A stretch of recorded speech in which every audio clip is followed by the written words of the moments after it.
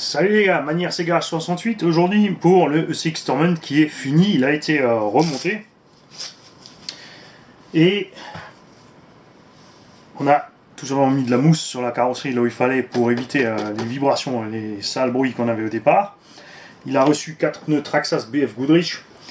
L'huile de suspension a été laissée comme elle est. À l'arrière par contre on a assoupli. C'est un véhicule qui n'est pas conçu, qui n'a pas été fait non plus de ma part pour faire des sauts, c'est pour s'amuser dans une prairie, faire des changements de position rapides, drifter de l'arrière, etc.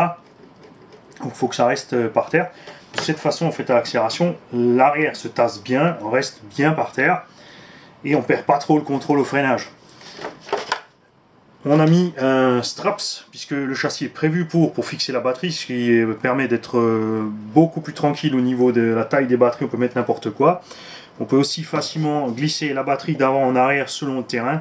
Sur un terrain qui accroche, vous passez la batterie à l'avant pour que l'arrière puisse bien décrocher. Sur un terrain qui glisse, vous allez passer la batterie à l'arrière pour monter la charge sur l'arrière. Il a reçu un combo Obiwing Quick Run, donc le variateur 3S waterproof de chez Obiwing avec un 3800 kV en 36 par 60. J'ai mis un tout petit pignon de 17, donc la vitesse n'est pas encore fulgurante, mais ça permet d'avoir du punch, de bien profiter de la machine et de s'habituer à la machine sans rien déglinguer. On peut bien sûr passer en 3S sans problème, il y a un pignon de 17, et là aussi on peut passer en 23 voire plus, les doigts dans le nez. Mais le but ici c'est d'avoir un véhicule sympa à rouler, qui a de la patate et qui a une bonne autonomie pour un jeune. Le but c'est pas de faire un missile qu'on va aller déglinguer sur la première butte qui arrive.